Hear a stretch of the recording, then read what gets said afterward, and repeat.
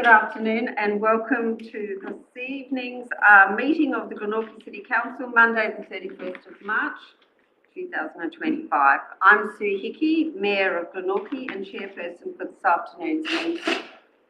We acknowledge the Muwinina people as the traditional owners of this land. We recognise the Tasmanian Aboriginal people as the original owners and continuing custodians of the land, sky, country and waters of this land, the Truita. We pay our respect to Aboriginal elders, past and present. We commit to working in a way that welcomes and respects all Aboriginal and Torres Strait Islanders. Joining me here in Council tonight, we have Alderman Tim Marks, Alderman Peter Riddler, Councillor Molly Kendall, we have our Deputy Mayor, Russell Yaxley, we have our CEO, Tony McMullen, we have Alderman Stephen King, Alderman Stuart Slade, Alderman Josh Cockshut and Alderman, I'm having a blank for some reason. Sorry, I'm very sorry, Shane Alderton, yes, there you go, the famous Shane Alderton. Thank you. Before we open our agenda, I take this opportunity to make a statement about our workplace health and safety. Glenorchy City Council takes workplace health and safety seriously, and this includes physical and psychological safety. We have a duty to ensure that a safe workplace is provided for our employees, elected members, contractors, volunteers and members of the public who may be present at Council's workplaces. Council meetings form part of the Council's workplace, and it is expected that everyone who attends Council meetings will behave in a polite and respectful manner. Council has endorsed a statement of intent setting out how we, as elected members, have agreed to conduct ourselves in representing the people of Glenorchy. In accordance with this, any disagreement should be expressed respectfully, remembering both during debate and in decision-making that we are elected to represent and serve the people of Glenorchy and to make our city the best it can be. Finally, I note that the open section of this meeting is being live streamed and an audio-visual recording of the meeting will occur in accordance with the Council's recording of Council meetings policy. Members of the public are not permitted to make audio or visual recordings of Council meetings. We have 23 items on our agenda this afternoon, and agenda item 1 is apologies, and we do have apologies from Alderman Justin Stringer. And now I'm going to call for someone to move the confirmation of the minutes of the open meeting of the 24th of February 2025. Thank you, Alderman Shane Alderton. Also move that, Mayor. Thank you. Thank you, and seconded by Alderman Josh Cockshut. Thank you. Do you want to make any comment? Oh, only that they're true and correct, Mayor. I've read them thoroughly and they're true and correct. Okay, thank you. Anyone else have any commentary? No, in that case, I put that motion, sorry. All those in favour, raise your hand, and they are carried unanimously. Announcements by the Chair. So first of all, the pool. Firstly, thank you to all who attended the community yarn at the pool last week. This was a positive meeting where we discussed how community and council can work together for the future of the pool. And now I'm going to talk about the repair and the reopen of the existing pool as it stands. The tenderers for the repair of the pool have been received and are currently being assessed by the Tender Review Committee. The Tender Review Committee is made up of suitably qualified council staff and the specialist contractors who help develop the tender documents. Council officers are working towards presenting the recommended successful tender to the 28th of April 2025 Council meeting for endorsement. An update will be available to the community with the release of the Council papers on Wednesday the 23rd of April and then after the 28th of April meeting. Now, the redevelopment of the pool, the one that looks so stunning up there on the screens, we continue to lobby state and federal governments for the $83.8 million needed to redevelop the pool. We're encouraged by the number of community members who are supporting the campaign for funding by sending two candidates in the upcoming election and to local politicians a letter to ask for funding.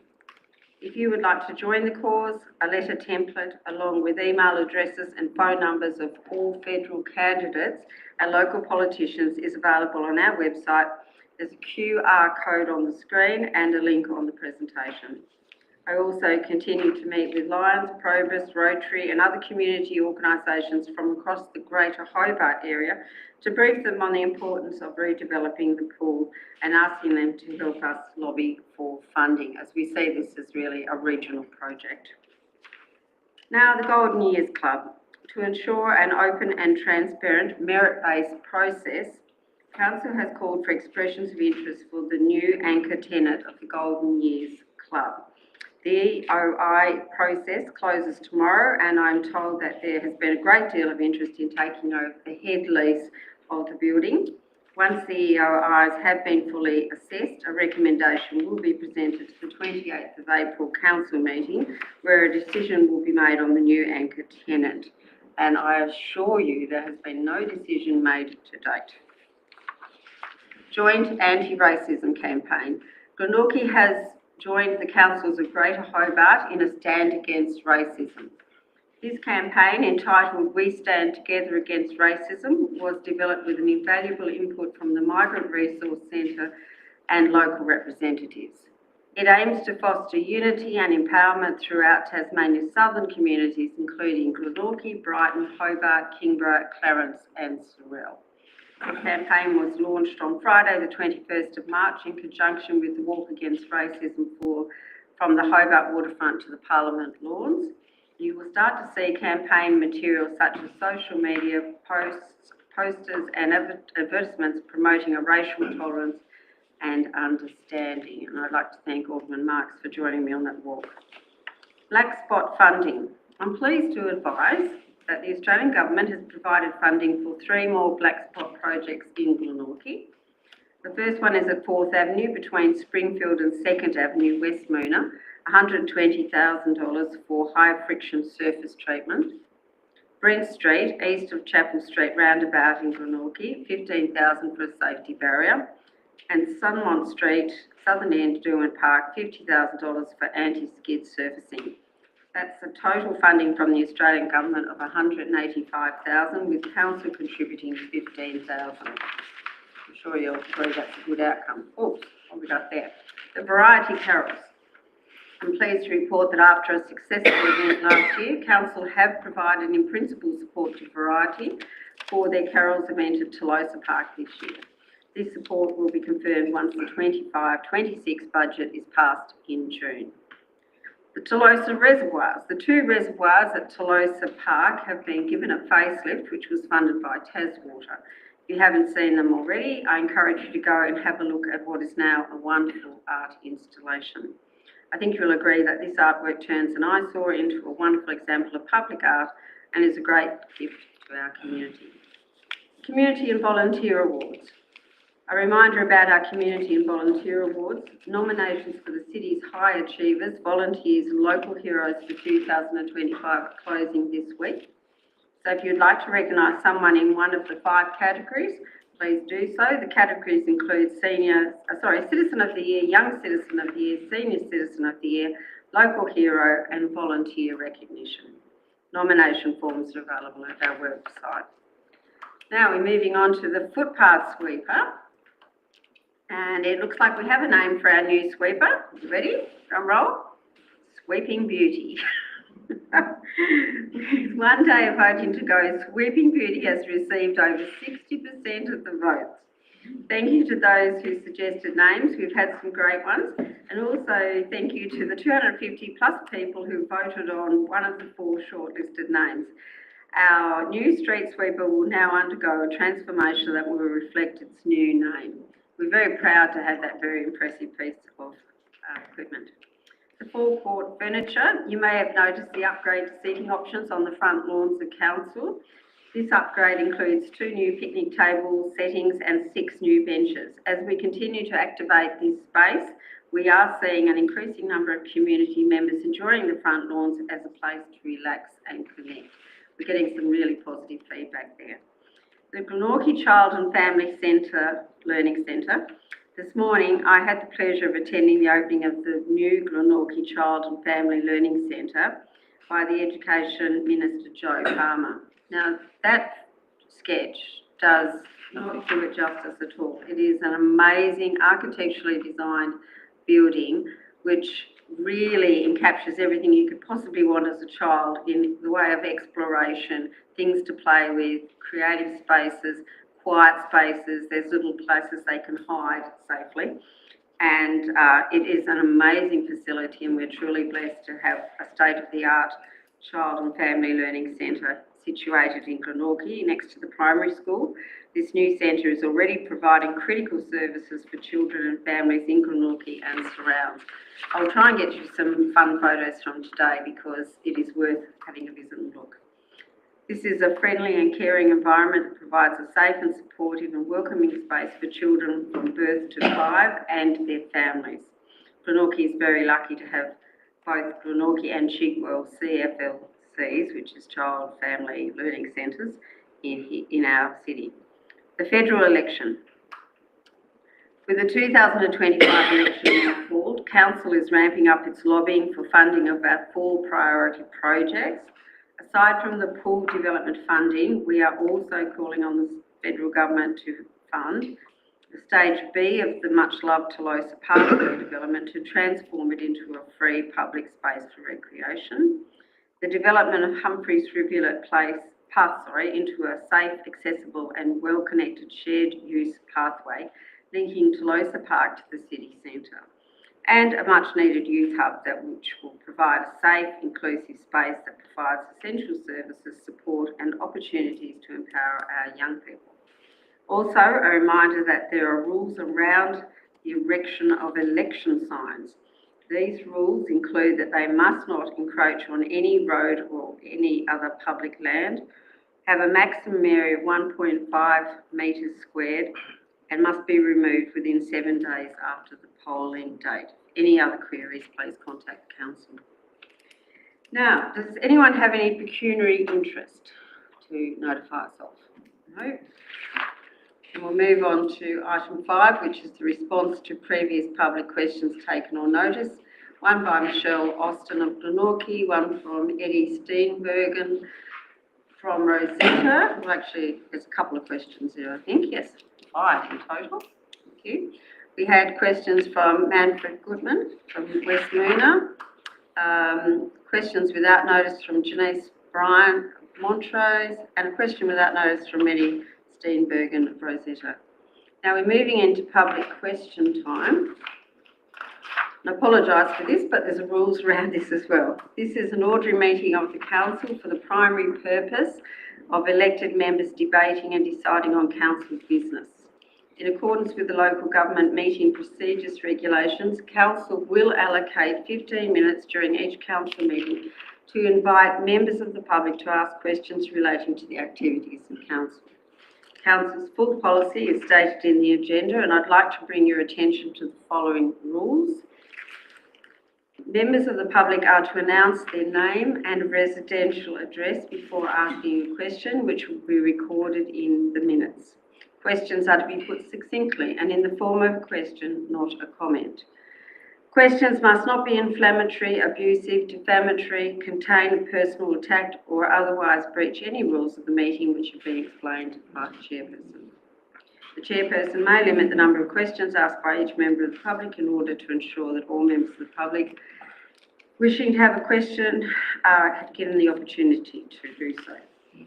So I can share the session to ensure everyone has equal opportunity to ask a question. Is there anyone here tonight who will be asking a question? Thank you.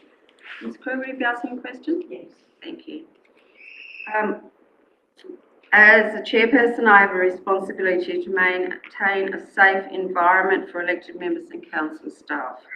I have tried to accommodate the impassioned participation by members of the public in recent meetings as much as possible. However, there has been some concern over adherence to public question time rules. As a member of the public, you are responsible for ensuring your conduct adheres to the rules. I will not tolerate behaviour that contravenes these rules, and any person who behaves otherwise will be asked to leave the meeting. But I know it's going to be a good question time and I don't have to worry about any of those things. So can I ask, who would like to come first? Ms. Crew?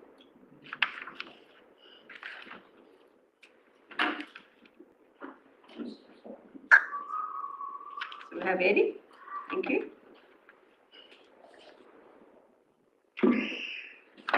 I'm Eddie Steenberg and I live in Roseland. Thank you. My main questions today are about a section of the Brooker Highway, starting at the MyState Arena and going north, which passes the Grove, Montrose Bay Community Park and Montrose Bay High School. Now my first question is to the Mayor. I assume I'm addressing my questions to you. Yes, Are you aware that in those 2 kilometres starting from the MyState Arena, there is precisely one place where you can cross the Brooker Highway without crossing the road surface? Yes? Are you aware that that overpass at Montrose Bay High School is not DDA compliant and is therefore quite unsafe for anyone with any mobility problem? Yes? Yes. On that basis, will Council now consider adding the replacement of that overpass to its list of priority projects for lobbying in future? Very interesting question. Thank you. CEO, would you like to have a go at answering that, or would you want to defend it? Yeah, well, just as an initial comment on my Deputy CEO involved, but my understanding is that the past discussions we've had with the department have always been that they would not fund any additional overpasses, and it would be down to council to find the appropriate funding. Perhaps the Deputy CEO could provide a little bit more information on that. Thank you, Deputy. Yeah, Mayor, we did have some discussions with State Growth about an additional accessible overpass near the MyState Bank Arena, and whilst they were not opposed to one being over the highway, the CEO said it's correct, it would have to be funded by the council if we requested it, and it would also be owned and maintained by the council if we want to. They are aware that the overpasses that they have over the highway are not accessible and are not planning to modify them or make them accessible. When they were built, they met the standards.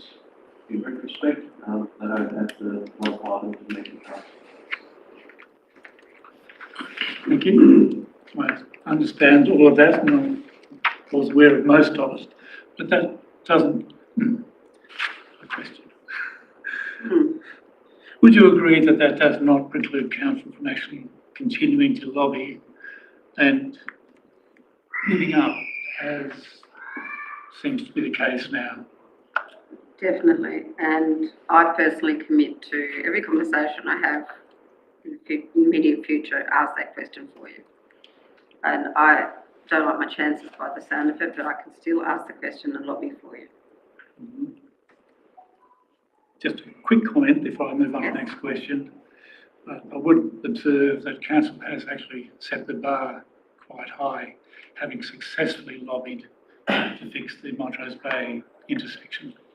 Just an observation. Thank you very much. The Deputy will be very happy. A couple other quick questions if I might. There's an item in the closed session tonight about the changing places facilities. What can I be told about that? Mr. CEO? The changing places facility, essentially, just following on from your last conversation about DDA compliance, council is very mindful that any future repaired and reopened port facility needs to have, or ought to have, DDA compliant facilities, and it's not necessarily required, but certainly from an office perspective, we're exploring. We're not leaving any stones unturned in terms of looking at that as an option. And essentially, the matter that's going towards to councils enclosed tonight is looking at procurement matters surrounding such a facility. Just a quick follow-up question on that. Does that imply that the current proposal does not include such a facility? Through you, Mayor, I believe it's always been part of our planning to include it in the proposal. The question is how best to make that provision, and the council will tonight consider a range of potential solutions and what is the best procurement process for that. Okay.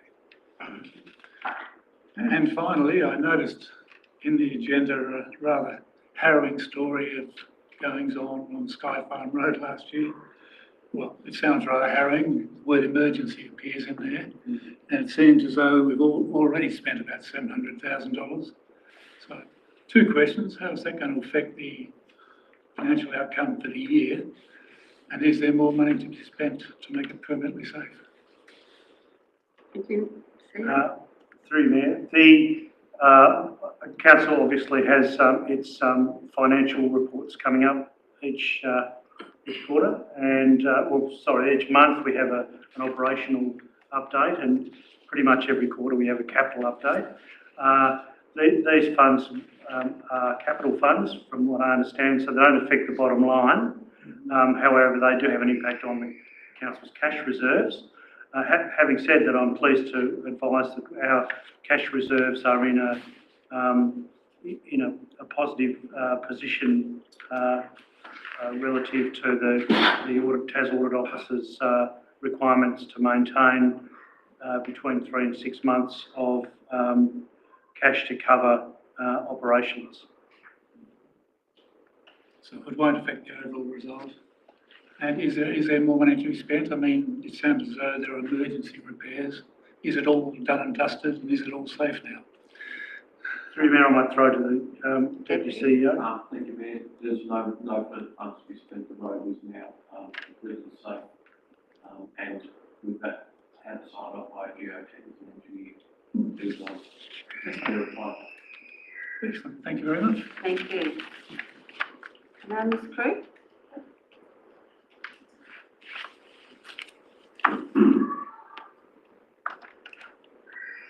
Hello. Oh, two new faces. Welcome. My question regards Four Nagle Place, and Four Nagle Place is where I live. We have 8 villas, like pretty large villas with a garden. 6 of them are 3-bedroom villas, and 2 of them are 4-bedroom villas, one of which I own.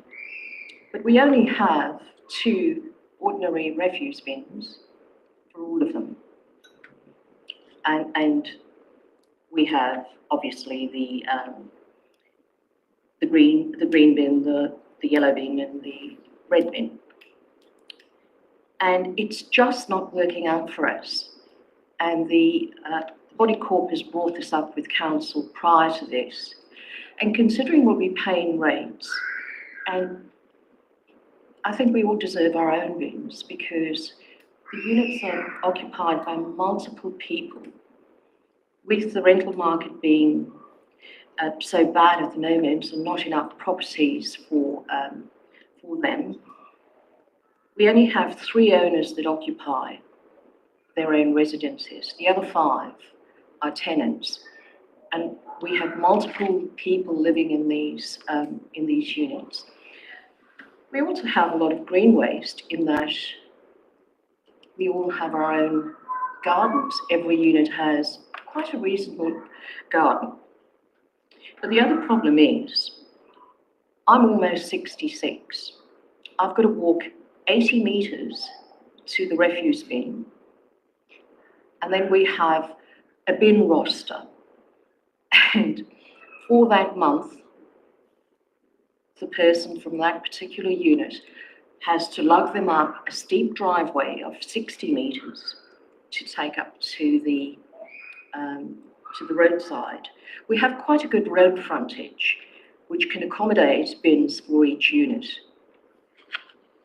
I mean, our villas are bigger than most homes in the Glenorchy area. One day that I didn't realise that it was the 1st of December, I didn't take the bins out and I had to pay $250.01 to have the refuse removed by the body corporate. Now, what we're asking for is some leeway here, and could we please have our own bins, because I think we're entitled to it. And I represent the body corporate, or the owners. They don't mind paying a little extra, but we'd like our own bins. Is that possible? That's pretty operational, but I'll ask the CEO to ask the Deputy CEO. We might have taken on notice and investigate. Council does have a shared bin system for unit developments, but helps working something we have to probably talk more in detail about and investigate. Thanks, Maria. Secondly, we're a bit irate at the moment because there was a subdivision between of a 2 and 4 Nagel Place, and we've had there was a previous developer at 2 Nagel Place, and they went into liquidation, and we now have Fairbrother from the new development, and that's going up pretty quickly. But there was an electricity box our electricity box was placed a few metres into their property.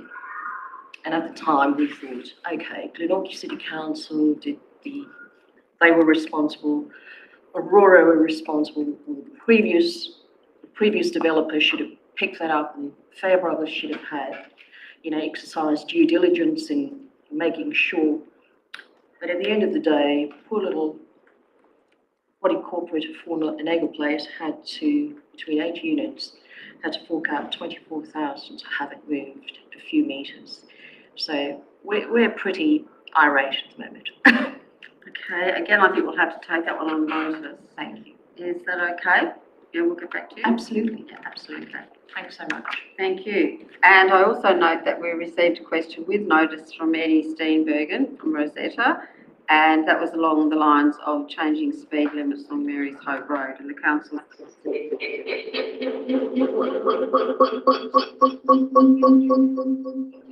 Sorry, one more thing. If you would please give me some license here.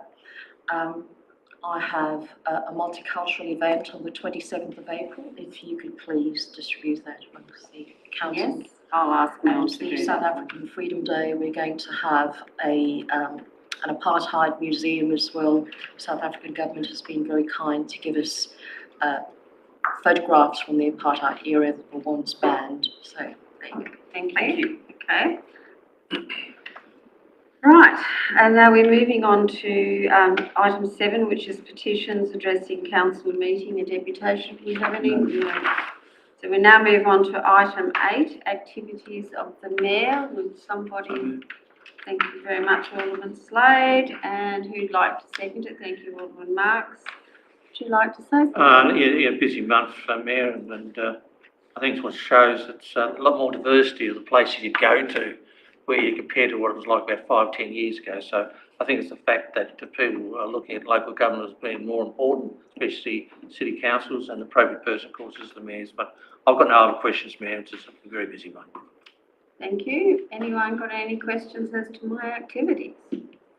No? Yes.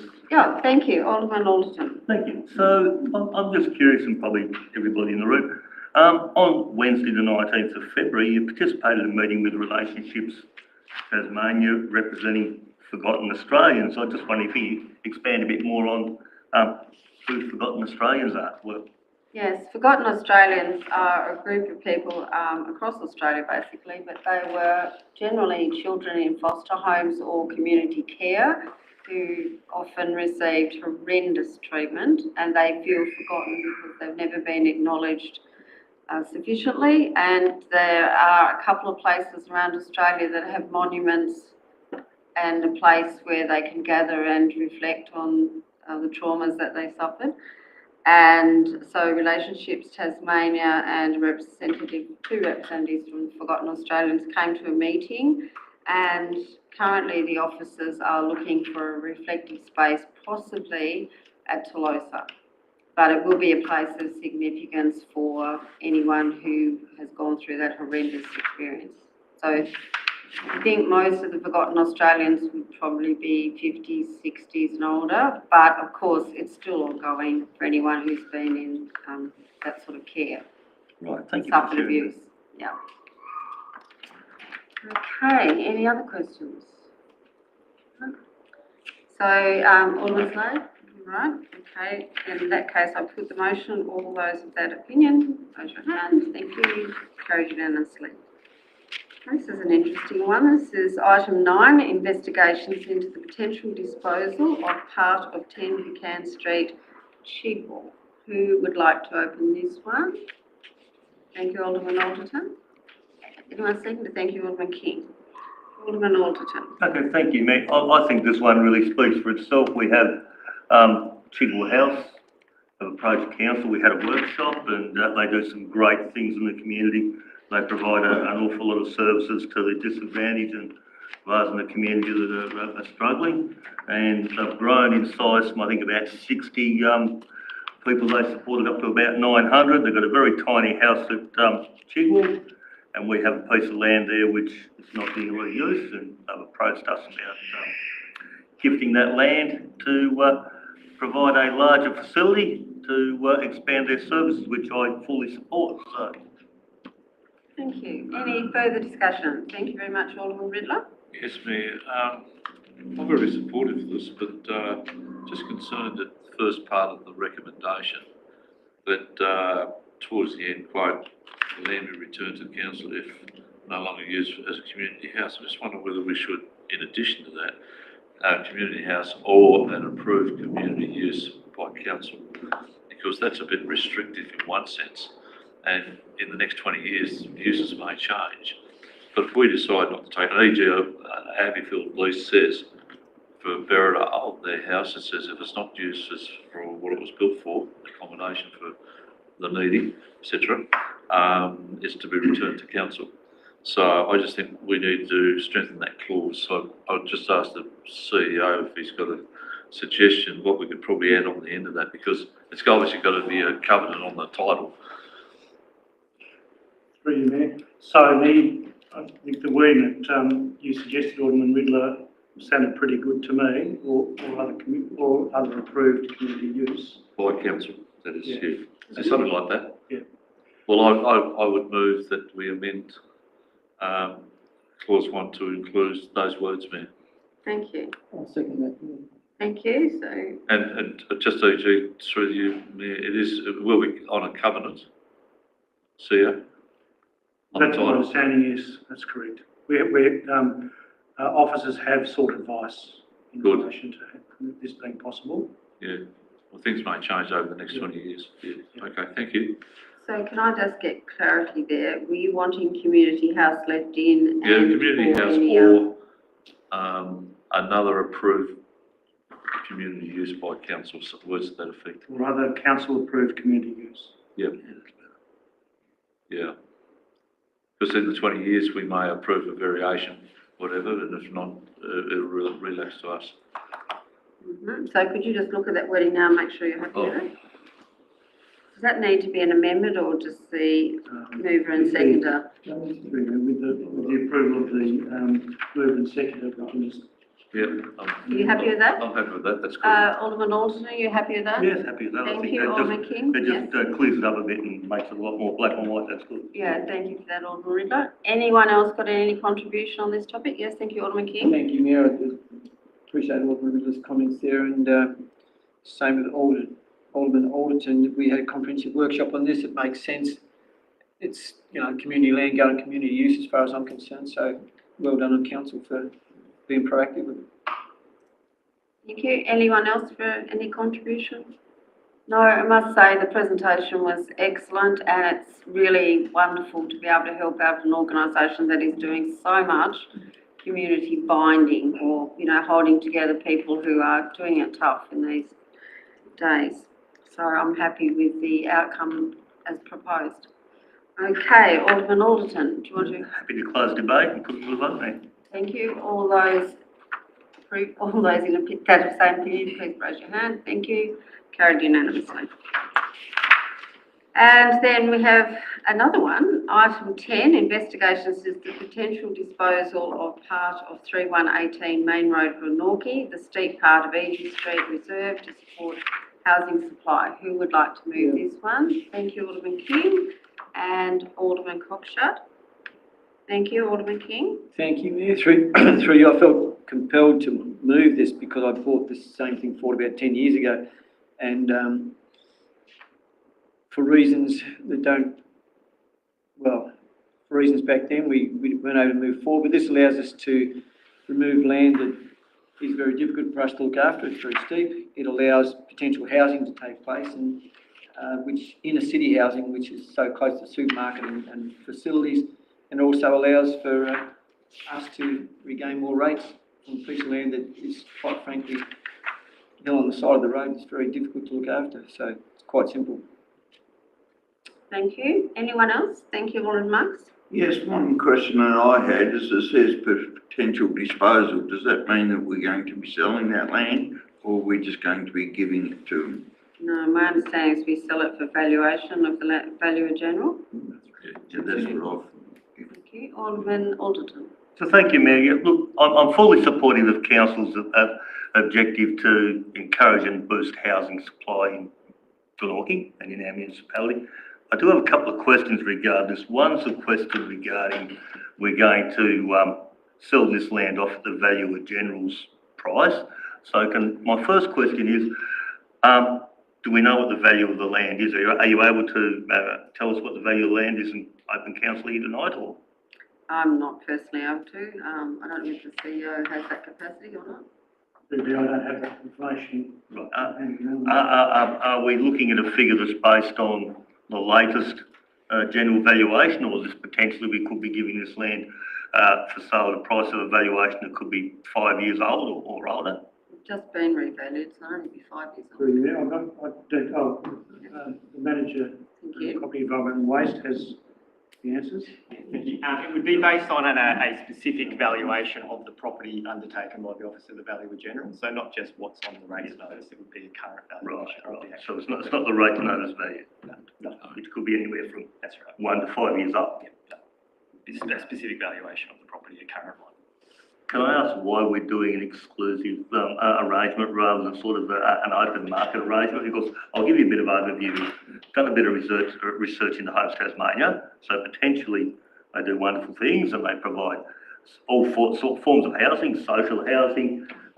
They're very big on the My Place scheme, which involves securing land, something to similar to what we've got available here. And in that situation, what they do is they usually pass that land on to one of the big building companies that make land and house packages up, and then the arrangement back through Homes Tasmania is that those house and land packages are up for sale to people who qualify for the My Place scheme, which means they only have to provide 2% deposit. The state government has a 40% stake in the equity of the home. But my understanding is the borrower still has to borrow the full amount, and they have to, at some stage, pay back that 40% equity in the home. And if the property is sold because they reach hardships, then any profit on that 40% stake, also 40% of the profit, my understanding, goes back to Homes Tasmania. So there is a potential here for profit. There's a potential here for maybe if we let Homes Tasmania have this land at rock bottom market price, can you answer this question? Can they potentially on-sell that land to a developer at a greater cost than we've sold it to, and then prescribe to a system where these houses built are then part of this My Place scheme? So can Homes Tasmania potentially make money out of this property? I don't know whether they would make money out of the proposal, so I just step back. So the initial conversation here was based around, obviously, Council's statement of commitment to housing and working with the housing providers and the state government around releasing more land for affordable housing. So Homes Tasmania have had some regular meetings with council around that commitment and looking at different parcels of land that might be suitable for residential housing development, affordable housing particularly. This piece of land came up as one of the suggestions. They own the land adjacent to it. As we point out in the report, this is actually landlocked, this land, so it doesn't actually have any road access. It's got a footway access which is too narrow for a road, so it's quite restrictive in that regards, but it is zoned as inner residential, so its purpose is for high density housing or medium density housing.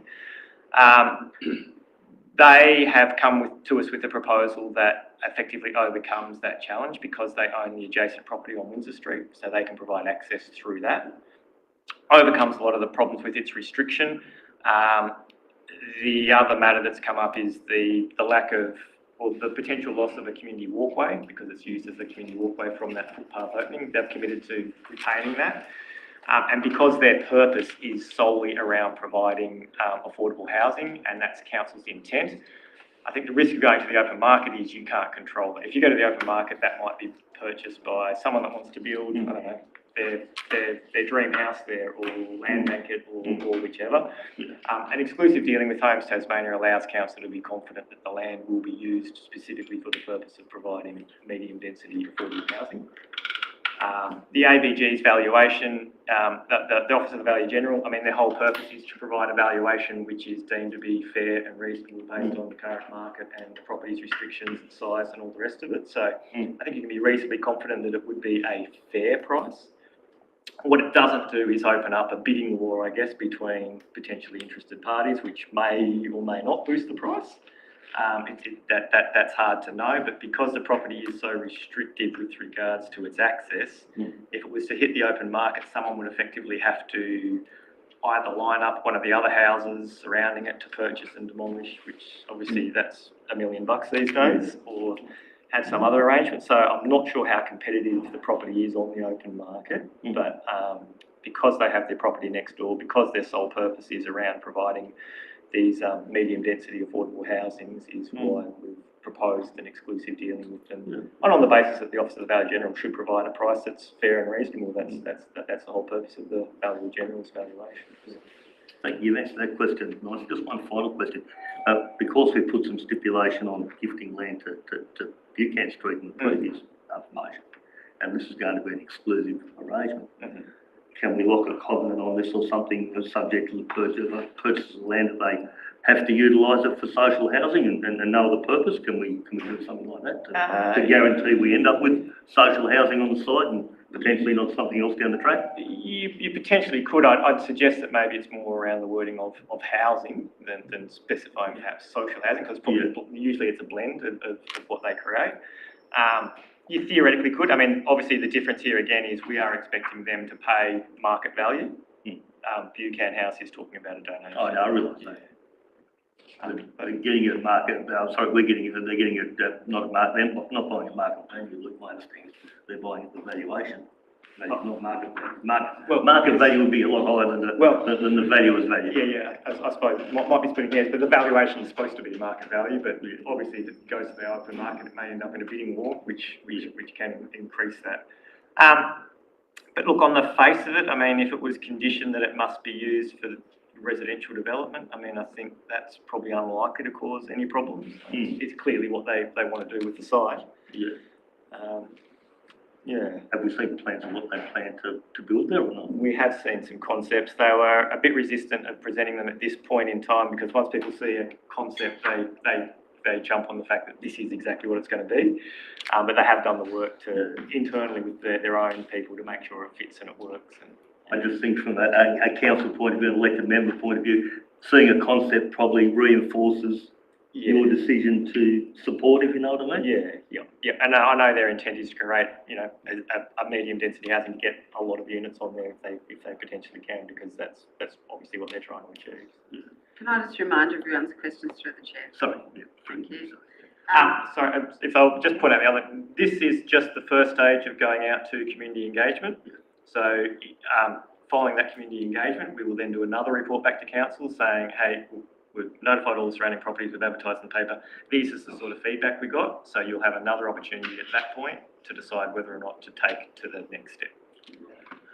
And just one final question through you, Mayor, sorry. You've mentioned that if we support this here around the floor tonight, it's mentioned in the documentation that there'll be a notice published in the Glenorchy Gazette. I'd just like to point out that the Glenorchy Gazette is very poorly circulated around the community. There's very, very poor access to it, so I don't think it's a reliable newspaper to be communicating this sort of notice or information to. May we consider a newspaper with greater circulation? I think, That's not correct. Sorry. Should we go?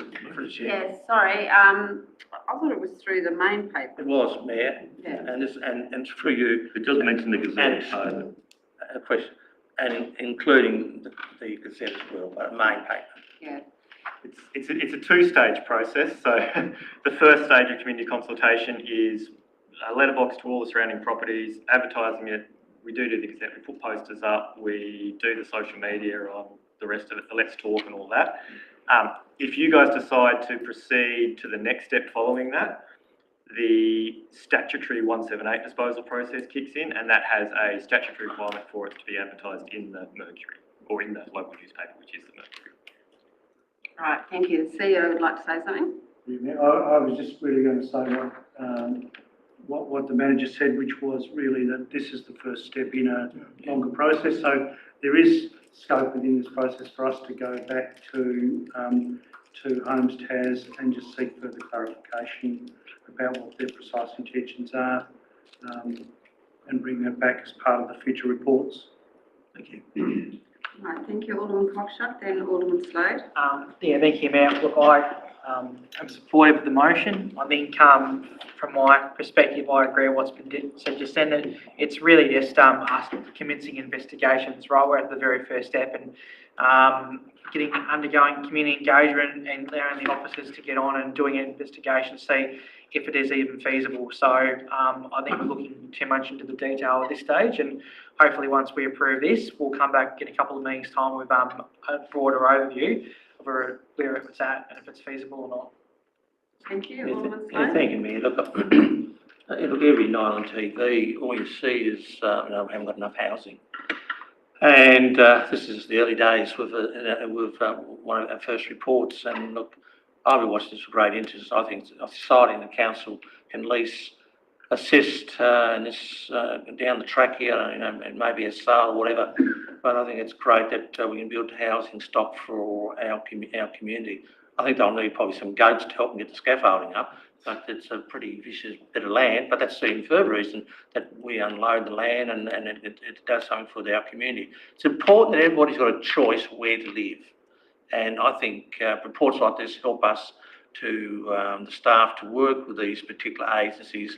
It is a peak agency, see what they want to do there and how that fits in with the council's strategic plan, our council's feeling of our community, and certainly the need. And I'm happy at the stage where it's at now. Thank you. Thank you, Alderman Riddler. Yes, we're very supportive of the concept, and I'm pleased that we're selling it to the adjoining neighbour, or transferring it to them. If it was a third party, you may be able to clarify this through you, Mayor, to the property manager. There used to be a settlers road grant. In other words, for landlocked properties, state government will fund a road.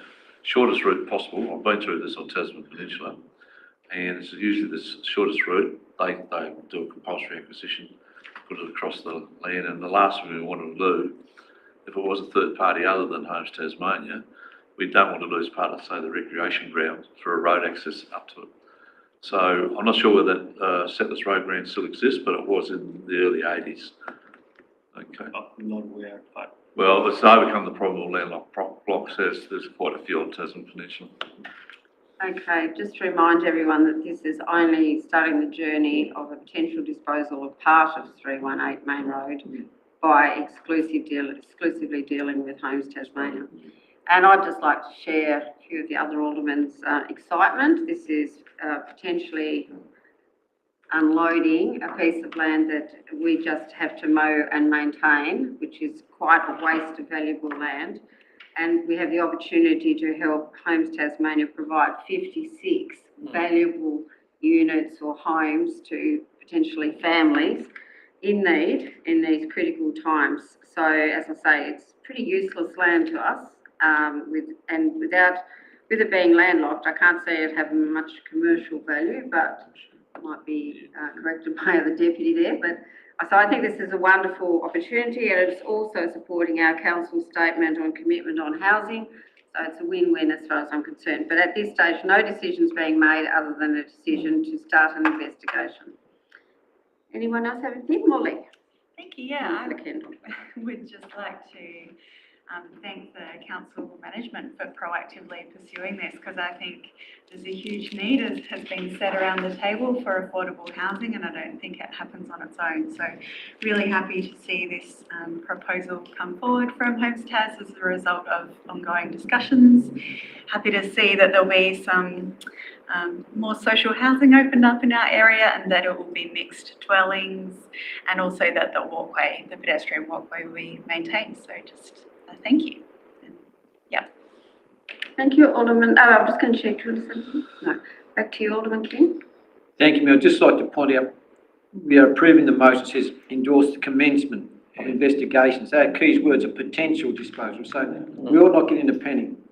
We can be excited that this process may take us a long way down the track and help people get housing, but there's a lot of water to go under the bridge. And authorised to undertake a community engagement process. I mean, so a potential disposal again. So in reality, there's a lot of protection in what's there in the motion itself. So thank you. I'm supportive of the motion as it So stands. is that closing the debate? Can I just ask a question? Too late. Okay, I'm going to ask it anyway. So break the rules. Can you confirm that section 178 is almost a 6-month process in itself? Yeah, that's right. Well, the 178 process in itself can be a little bit quicker, but following our policy, you're looking probably about 8 to 9 months to do the entire process, because you've got 2 sets of consultation, 3 council reports, and then a potential appeals process at the end if that eventuates. Yeah, so, you know, we have a great need and a great urgency to get on with things where we possibly can. So thank you. I'm now going to put that motion to the vote. All those in favour? Thank you. Again, carried unanimously. Now we're moving on to item 11, which is the submission on the Draft Development Assessment Panel, or DAP, under the Lupa Amendment Bill 2025. So this also should be interesting. Who would like to move this one? Okay, come on. War and peace. I'm looking for someone to move this motion. Thank you, Councillor Kendall. Who would like to second it? I'll second it. Yeah, it's pretty safe second, isn't it? Yeah, well. Thank you, Alderman Slade.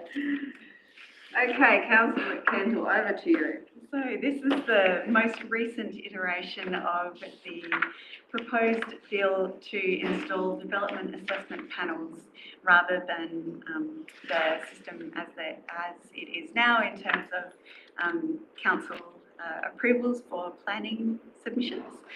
So happy to open it to debate. Thank you. Anyone like to contribute something to debate? Just a question. Yes. So regarding the revised bill, so for instance, the application that we just made, past just the prior agenda item, that could then be streamlined through this process? Through there. So this is a separate process. So the process we were just talking about is a land disposal process under the Local Government Act. This deals with planning approvals, if you like, under the Land Use Planning and Approvals Act. So different legislation.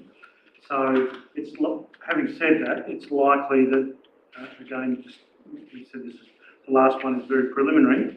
But the way that would likely work is that if all goes according to plan, there would be a land disposal process that would run its course, and if that was successful and the land were disposed of by council, then Homes Tas would potentially qualify under a future DAP process if it were to be brought into place for this scheme to be dealt with under the scheme. And just to, I guess, to very quickly sketch out what that really means, it really means that the application process would be decided, rather than being decided by a council, it would be decided by a development assessment panel that's made up of, I think, 3 to 5 people, and it's something that is done by the Tasmanian Planning Commission.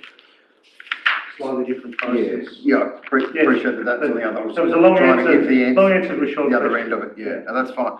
So I guess my query is that then that if we get to that process where applications are made and we as a council are basically sidelined regarding projects like that.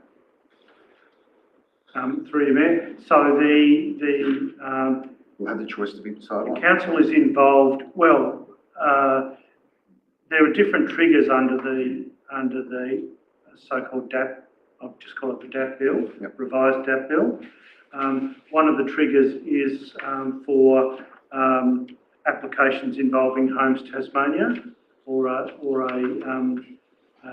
social housing provider.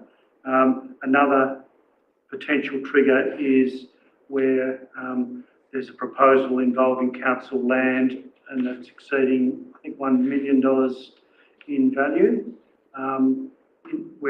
so effectively where there's a conflict of interest for the council. There are a range of other potential triggers for a development assessment panel process to be triggered if it is to come into effect. But those two are the two main ones that are associated with something like this. One is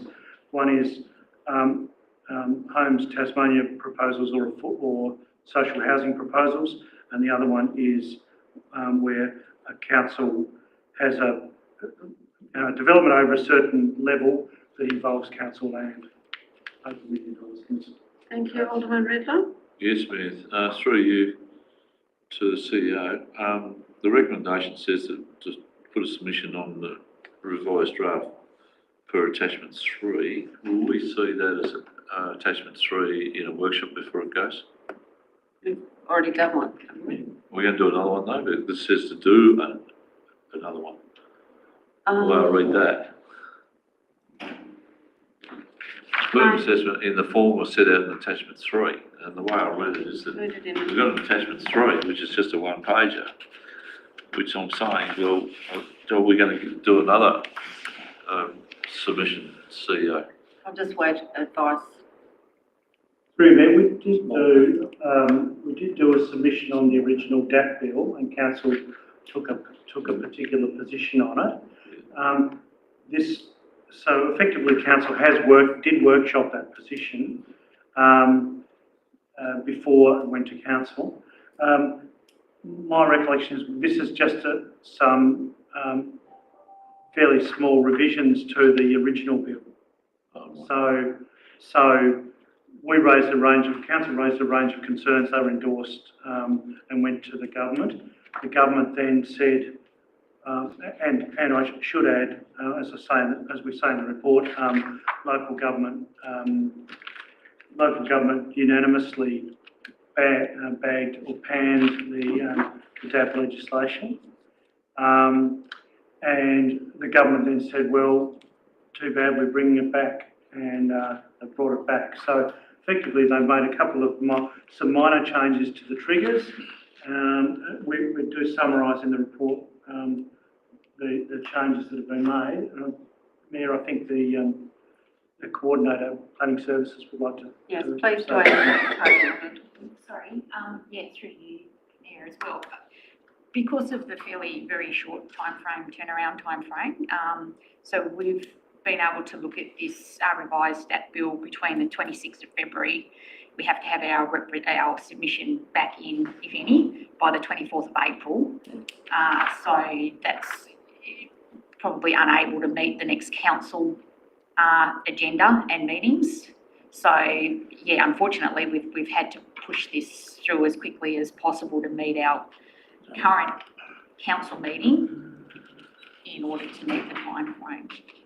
Well, through you, Mayor, should we just change it and say that we confirm our previous advice of attachment 3, subject to the proposed revisions as noted in the report? I'm just going to take advice on that too, if you don't mind.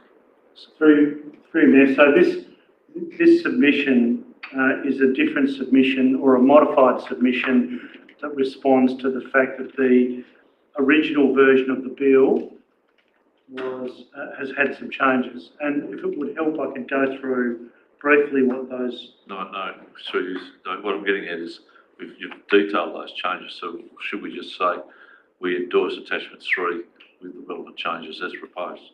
That's all we need to say. Attachment 3 is the final submission. Well, Is that correct? is that the one that's going to Yes. be in by the April or something? Read that. Through there, so essentially the conclusion of the report effectively sets out the substance of attachment 3. So you'll do a new attachment 3 with those conclusions in the report? No. That is it. That's it. Yes, got it. Yeah, you got it? Okay. Right, okay. Thank you, Alderman Alderton. Thank you. I just have a quick question. Through this brief, as part of the community consultation and public relation implications, there was a Planning Matters Alliance meeting, which I believe Councillor Kendall, apologies, attended, and 3 motions were put up at that meeting, and I think we were written to about those 3 motions. I'm just wondering, have we responded to this group in relation to those 3 motions? Through there, so we've detailed under the heading community consultation and public relations implications, because Planning Matters Alliance actually held its event within Glenorchy.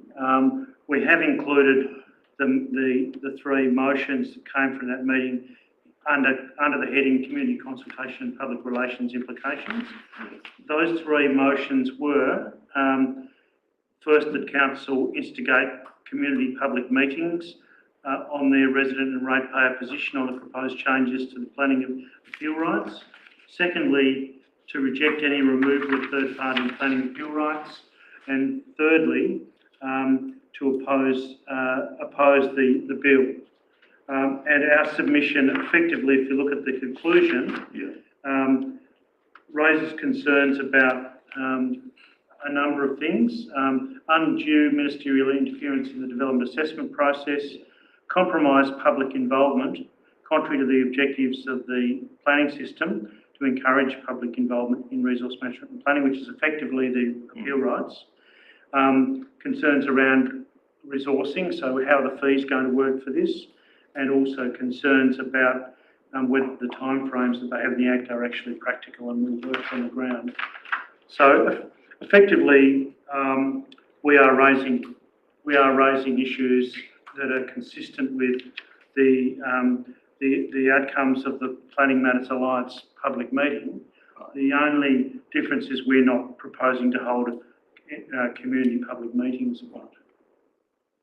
Thank you. Okay. And I think it's unfortunate this is the second time local government has had to come out over a rushed bill, and we've had to have our professionals working on the outcome of the bill that was comprehensively voted down by the Legislative Council in 2024. So we have the rushed bill back in before us, supposedly to take the politics out of planning, but one of the biggest issues is the undue ministerial interference in the development assessment process, amongst other things that are contrary to public involvement and contrary to the objectives of resource management, as the CEO pointed out. So I thank you to the officers involved, and whilst local government was comprehensively smacked for speaking up on the matter last year, I am hoping that the good minister will listen and we will land on a good resolution, because there are some parts of it that we now do agree on. So if there's no further discussion, I'm going to put this to the vote unless, I'm just seeing who moved it, sorry. Councillor Kendall, would you like to close debate? Yeah, absolutely. So as I think has been mostly summarised, the first version of this bill was unilaterally voted down by councils all across Tasmania. The amendments in this latest bill were so minuscule that it didn't make any substantial improvement to the bill. So I'm happy to see that we're still raising those concerns in our response back to the Minister. As the Mayor said, ministerial control is still present, and that contradicts the goal, which was to take the politics out of planning. It's just concentrating the politics into the hands of one politician. So the most concerning thing, other than as was mentioned about the resourcing of who's going to pay for these DAPs, was the appeal rights being removed. And when this shift of development assessment panels was proposed, South Australia was one of the jurisdictions that was really lauded as a model of success. And if we look at some of the outcomes of DAPs in South Australia, there are some really shocking examples, Western Australia as well. And the most notable sticks in my mind because being from Adelaide, the old Glenside Hospital, which is having a development in its grounds, which the investors of that housing development, which was supposed to be a very community-focused housing development 8 stories high, are now taking the developers to the ACCC because of that lack of appeal rights. The developers decided to increase the height of the buildings after it had already been approved. So it went from 8 stories to 20 stories, which is from 29 metres high, which is, for local context, that's the size of the town hall in Hobart City, to 73 metres, which is the height of Rest Point. So if you can imagine as an investor, someone who wanted to buy a flat in that development and it goes from one thing to something completely different, you can see why there's community outrage around these DAPs. So very happy that we're continuing to hold strong, and really commending the community for meeting and gathering arms and really opposing this bill. Thank you for that excellent example too. Right, so with that, I'm going to put the vote. Let's raise hands if you're in support of it. Thank you. It's carried unanimously. And then item 12 is the Taswater water supply during bushfire and other emergencies. So moved. Thank you, Alderman Slade, and seconded by Alderman King. Alderman Slade. Mayor, this is a straightforward document by Taswater, what they're going to provide. The applications of community consultation, public relations on the upper parts of Mouse are clearly defined there. It's just a straight out procedural thing, and I support it. Thank you. Anyone? Thank you, Alderman Riddler. Yes, Mayor, I support Alderman that suggested we write to Taswater about guaranteeing water supply within our reticulation system in the event of an event like the Greater Los Angeles fires, where they couldn't do that, the particular city councils over there. I appreciate the answer that Taswater gave, but really didn't answer the question. But basically what they're saying is, it seems like Tasfire have got total control in the event of if they have to even pump water out of the River Dillon, salt water or fresh, whatever. So I think we've got to live with what it is, and hopefully we don't have a situation like Greater Los Angeles fires. Thank you. Any further contribution, Councillor Kendall? Yeah, thank you. I think what Taswater is saying is that they don't use the drinking water in firefighting, but I found this really interesting, in that the information that came back gave me a lot of answered questions that I previously wondered about in terms of, in disaster or emergency situations, do you lose access to drinking water when you lose power to your home? And this says that in some cases you do, because it affects the Taswater's pumping infrastructure, which I didn't realise, and I think is useful information that the community could probably benefit from, just thinking in that disaster scenario that you can't really rely on water still coming out of your taps. So having water on hand is a helpful thing. So yeah, I appreciated reading this. And that's it. I don't know. Would you like to, is there anyone else who'd like to contribute first? No? I've got nothing else here, Mayor. All right, I'll put it to the vote. All those in favour? Say aye, it's carried unanimously. Thank you. We now move on to item 13, the financial performance report to the 28th of February 2025. Alderman Cockshott. And who would like to second it? Thank you, Alderman Kendall. Councillor Kendall, a big one. Alderman Cockshott. Thank you, Mayor. Look, once again, a very favourable report for the council. Everything's on track from a budget perspective. It's good to see. Once again, we're in a similar boat coming up to the end of financial year. So, no further comment really. I'd like to say thanks to everyone for doing a great job, and obviously our plans going forward, particularly from the capital works, things are ticking along quite nicely with some projects to be carried out before the end of the financial year. So, onwards and upwards. Thank you. Anyone else like to make a contribution? No? I'll put it to the vote then. All those in favour? Thank you. Carried unanimously. Now we have item 14, the making of animal management bylaw 2025. Who would like to move this one? Thank you, Councillor Kendall. And a seconder, please. Thank you, Alderman Alderton. Take the floor. Thanks, through you, Mayor. To open this one, the reason that this bylaw was necessary was not only because the old one had expired, but there's a wider range of animals being included because people are doing more in-home keeping of unusual and exciting animals, things like bees and mini farm animals. So it was an entertaining and interesting workshop, and also, we've got a bylaw to look at. Thank you. Any further contributions? Thank you. Yes, I'd just like to reinforce what Councillor Kendall's just said. This is a much needed bylaw which actually tightens up and is a huge improvement on the current draft animal management laws, and gives our council officers obviously greater authority and scope to deal with animal matters. Thank you. And as a responsible owner of 2 chooks and some beehives, I thought it was very interesting reading as well. Thank you. Do you have any comment? No. Wait till after it was moved. Okay, Councillor Kendall, would you like to sum up?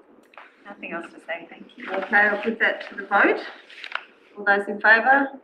Thank you. Carried unanimously. Item 15 is procurement and contracts exemption report. Who'd like to move this one?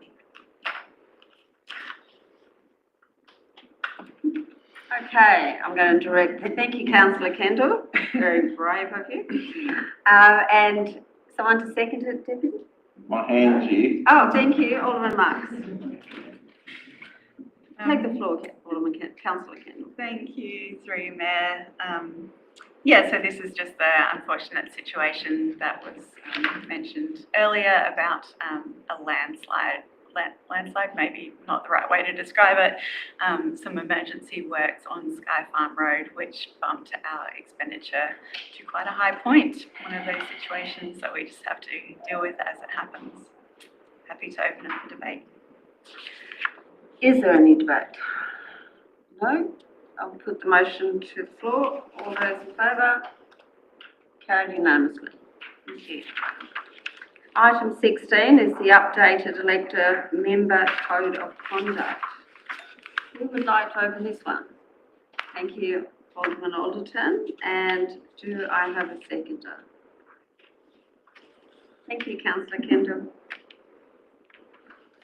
Okay, thank you, Mayor. This has basically come about because of changes that were made on the 10th of October 24 when the Local Government Act and the local government's basically taken over the elected members' code of conduct. So we now have a prescribed uniform code of conduct for all Tasmanian councillors. And this is what basically this motion covers off on. Thank you. Thank you. Any discussion? No? So, Alderman Alderton, would you like to sum up? No further. Put to the vote. Thanks. Okay, I'm going to put it to the vote. All those in favour? Thank you. Carried unanimously. Item 17 is local government legislative changes. Do I have a mover? Thank you, Alderman Cockshott, and a seconder, please. Thank you, Alderman King. Alderman Cockshott. Yeah, thank you, Mayor. Obviously, we've had a couple of workshops on this and gone through the changes in regards to the draft legislation, providing our feedback. So pretty clear cut. Obviously, some big changes coming in terms of new legislation and all that sort of jazz. But I think we've had some really good discussion around the table what that looks like, and there's some pros and cons and some positive things, but also some things as a council we weren't quite happy in regards to the proposed changes. So I'm quite comfortable where we landed and appreciate all the work done internally. Given the amount of recommendations which were put towards it, so it was a bit of an amount of work. Thank you. I agree, a significant amount of work and reading. Any further discussion? No? Are you happy with that, Alderman Cruikshank? All good, thanks. Thank you. I put that motion to vote. Those in favour? Yes, it's carried unanimously. Item 18 is nominations for the General Management Committee of Local Government Association of Tasmania. And let's have a check of this one. So we do have a recommendation. So who would like to move this one? Thank you, Alderman King. And a seconder, please. Thank you, Councillor Kendall. Alderman King. Oh, we have two people put their hand up here. I think we just have a vote, don't we? Yes. So do we go straight to a vote? The council, no, first of all, decide whether to nominate an eligible elected member to a position on the General Management Committee of the Local Government Association. And if council decides, so is that 2 votes? Yeah. No, okay. So I'll put the part 1 first. Everyone happy with that? Point of order, Mayor. Can I just ask a question that's through you to the CEO? Do we get the nominations from Kingborough, Clarence with ours? Then we select the person we like, the Mayor would vote at the local government AGM at the end of May. Is that correct? Is that how it works? Through you, Mayor. So this is a 2-part process. So there's a call for nominations, and the call for nominations goes out to each of the councils in Tasmania, and our particular section of local government for voting purposes is basically urban councils, southern urban councils under 20,000 population. So that over 20,000 population. So that's Glenorchy, Clarence, and Kingborough. Hobart is its own special case because the Lord Mayor automatically gets a seat at the table at the General Management Committee of Legat. So basically, each of the individual councils has been asked whether there's anyone they want to put forward for nomination, and depending on what happens tonight, we can council's not obliged to nominate anyone. But if council decides to nominate someone, then that goes forward into the broader process. And the next time we see it, it will be in the form of a ballot paper. Usually there's a bit of lobbying that goes on. You know, in other words, the candidates that are successful then often correspond with their colleagues in the other councils and say, I want your vote, kind of thing. But we will then, once we get a ballot paper from and we've got the time frame, I think, in the report. Once we get a ballot paper from the Tasmanian Electoral Commission, we will then bring that back to council. The council will take a formal position in relation to its vote. Okay, and through you again, Mayor. So the CEO, that means that we are not obliged to just one nomination. We could have 2 now. Is that correct? And then wait for the other to come through on the ballot paper, which would include 2 from us. Through you, Mayor. No, we're only well, there are 2 positions up for grabs. There's the position of President of Legat, which is up for grabs, and there's the separate position of member of the General Management Committee of Legat. For the 3 councils. And each council can only bring forward 1 nomination, a maximum of 1 nomination. Oh, so we don't have to. We don't have to nominate anyone, but if we choose to nominate someone, we can only nominate 1. Right. Okay. Thank you. So do you want me to speak to this, Mayor? Yes, please. Oh, sorry, sorry. just a point of order. So just regarding the recommendation, so number point one really needs to be decided first. Yeah. Before we move. That's what I was going to speak to. Yes, that's what Alderman King's going to speak Sorry, to. yeah, just clarify. That's Thank you. good clarification, Deputy Mayor. So the fact is, point one, yes, we do have to decide on whether we want to put forward somebody. I think it's reasonable to think that if people have been bold enough to put their hand up, we at least ought to give them the opportunity based on the democracy we live in. So that's point one, and then point two is if we go down that track, we need to vote on it. Simple as that. Okay, so I'm going to put item one, number one, to the vote. All those in favour, raise your hand. That's carried unanimously. Then item two is if the council decides to nominate elected members. Sorry, just a point of order. Yes. In the agenda, it says details of nomination procedure as follows. Ballot required, no. Shouldn't that be yes now? Yeah, it It should be yes. Yeah, cool. I thought so. Sorry, what part are you looking at? Page 71, it says, details of nominations, council nominations available, one. Nominees, two. Ballot required, no. It should be a yes. Yes, yes. Yes, that's right. So we are going to conduct a ballot because we have two nominees. And the nominees are Alderman Shane Alderton and Alderman Tim Marks. Yeah, who have put themselves forward. So what's the process? So I'm just tick a box? Yes, what is the process this time so we get it Vote for right? the elected member that you would like to vote for and don't touch the other one. Don't touch the other one. Okay, so you only vote for one. Nothing, just one. If you like them equally. Yes. And Yes, Teacher I've approval. got a Your favourite children. Every process is different. all right.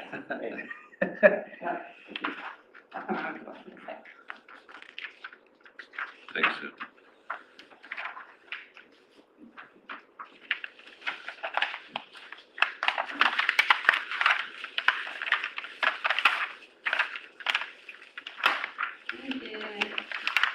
Thank you.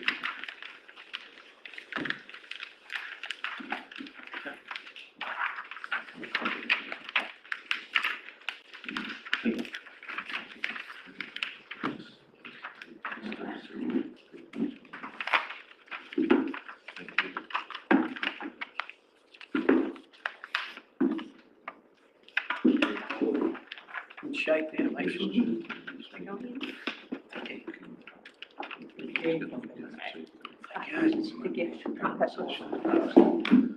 You have another scrutiny? Yes, thank you. Thank you, Mel.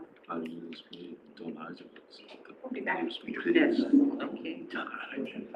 Pretty quick. Shake.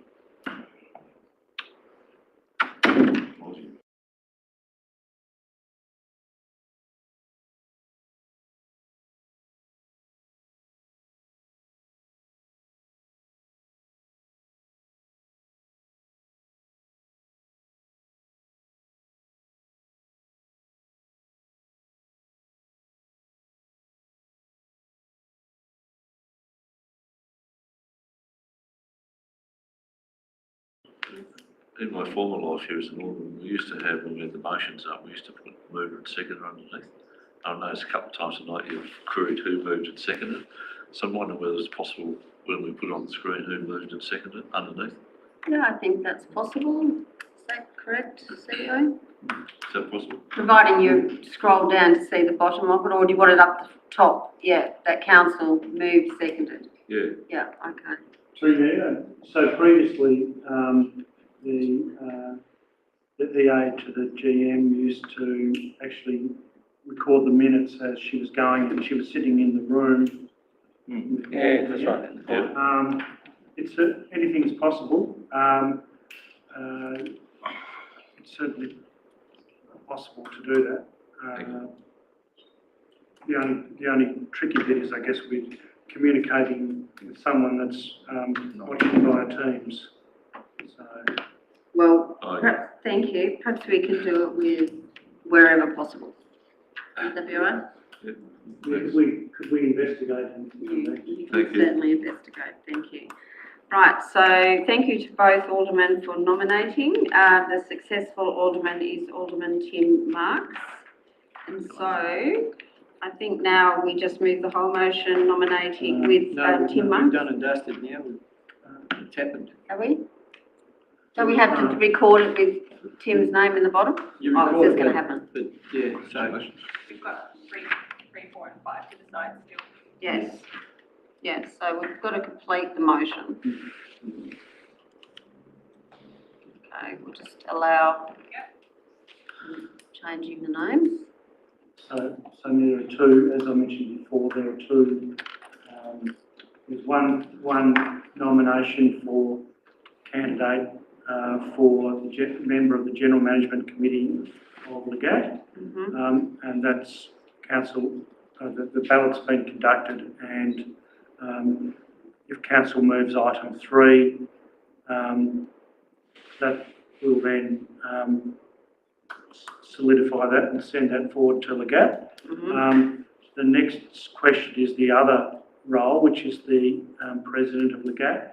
And we had no, when we called for nominations, we had no nominations come forward. So item 4 is just item 4 and 5 are basically just providing the opportunity if someone was wanting to nominate there, then they would have the ability to do it from the floor.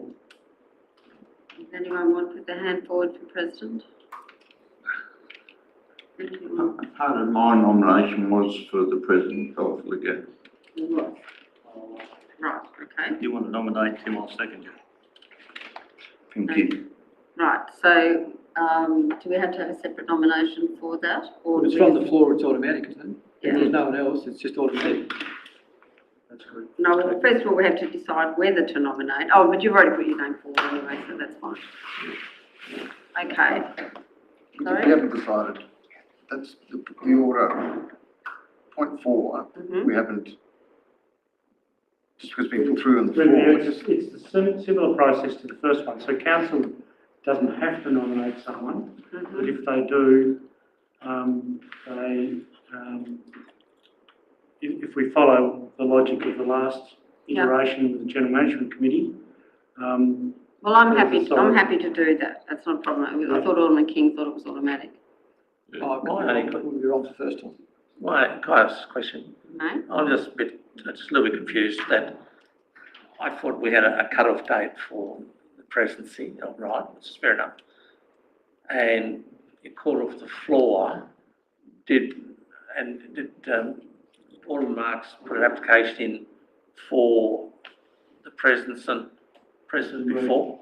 He has, he's got, I'm interested in running for Legat nominations for either president or member. He's done it right. Right. Yeah, you're right. Okay.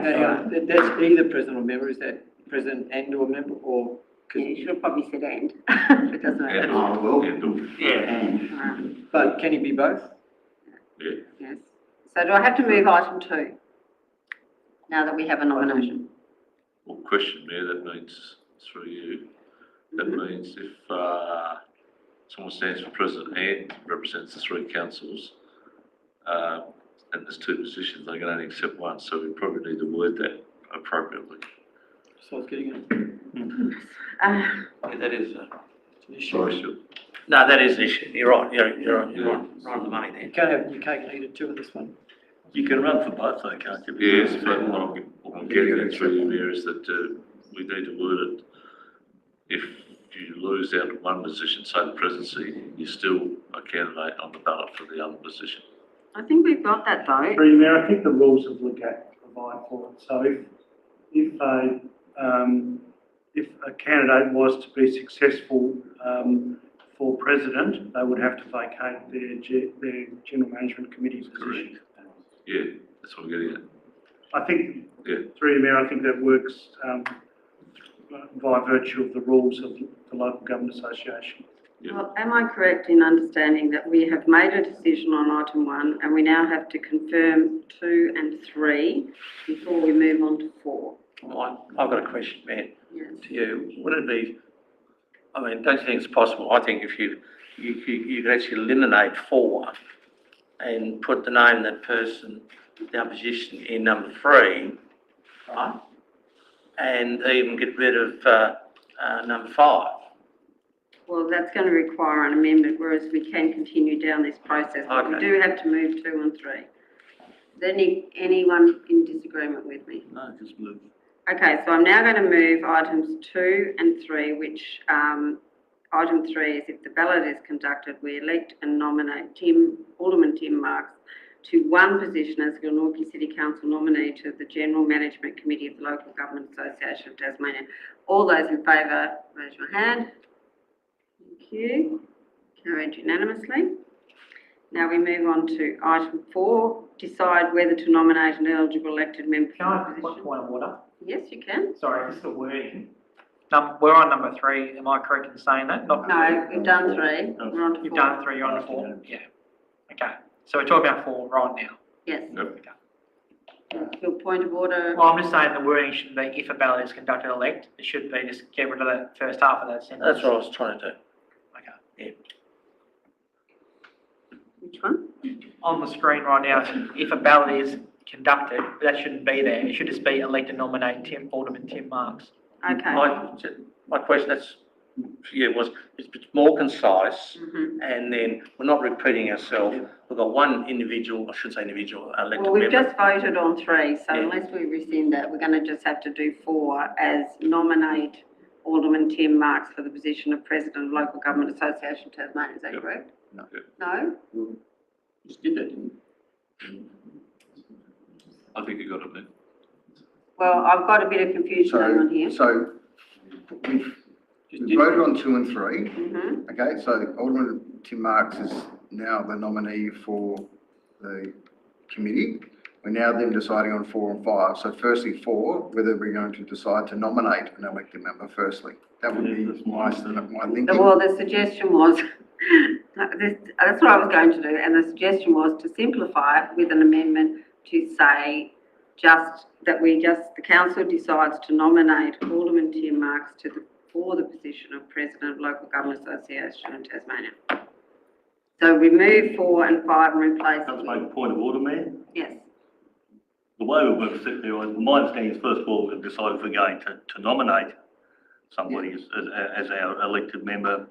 That's what President I of local said. government, and then 5, Yeah. we'll call for nominations to the floor changed now. it every move. Now, Alderman Marks has expressed his nomination. What happens if another elected member of the, And close nominates it. as well?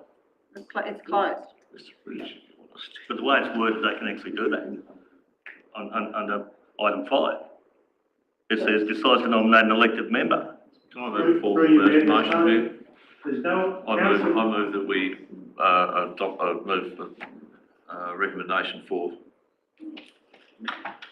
to the floor. So, sorry, what was that? I move a formal motion that we move recommendation 4. That answers everyone's question about eligibility, that we've decided we're going to nominate someone. Yeah, so you want me to put the motion? Yeah, put the motion. Okay, all right, no debate. Item 4, decide whether to nominate an eligible elected member for the position of President of Local Government Association of Tasmania. All those in agreement, raise your hand. No, we haven't got unanimous agreement. So we've got 1, 2, 3, 4, 5. So those in favour are Alderman Tim Marks, Alderman Peter Ridlaw, Mayor Sue Hickey, Alderman Slade and Alderman Alderton. And what does that result in? We're very good at unanimously supporting things, but when we come to debating on ourselves, yeah, so 5 to 4, Motion's lost. the motions. Okay. One. Put the, against. Oh yes, and the against, please. So it's Councillor Kendall, Deputy Mayor. Abstain. It's the same thing with this. I'm voting against. You're voting against, all right. So Councillor Kendall, Deputy Mayor. We've got, I abstain, I'm confused, so I don't know what I'm voting for. Well, that's negative. okay, well, abstain's a negative, Okay, right? So you count it as a negative, okay, whether you abstain or not. that's fine.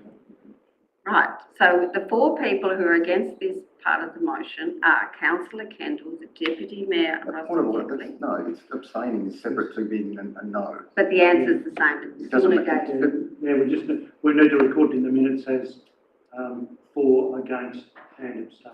All right. Against, abstain? No, we'll do the against first. Yeah, against. One against, So Deputy Mayor, you're against? Yep. Right, Alderman King, you're against? Alderman Cockshut, you're against, and councillor Kendall is abstaining. Yep. Right, So the motion's one. and Motion. motion's one. Yep. Thank you. All right, now we're on to 5. Okay, item 5 is if the council decides, which it has, to nominate an elected member to the position of President of the Local Government Association of Tasmania, we nominate Tim Marks as the Glenorchy City Council nominee. Yep. Everyone happy with that? Yep. Okay, Very complex, wasn't it? it was. Put the motion. All those in favour? Okay.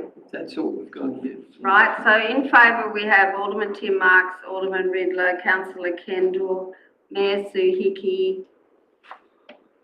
His note's key. I'm just abstaining. You're just abstaining, okay, Alderman Slade, Alderman Cockshut and Alderman Alderton. Are you abstaining or? I'm against. You're against. The against is the Deputy Mayor, Alderman Crosswell Yaxley. And an abstaining is Alderman King. That's it. Thank you. Do you want anything else? Is that a yes or a no? No, it's, He's one. abstaining. No, he's abstaining. Yeah. That's treated as a no. Yeah, that's right. Yeah, the motion is carried. Thank you. Wow. And why these are all so difficult. Okay, item 19, notion of motions, questions on notice or without notice. Does anyone have a question? How do you stand for the president of the association?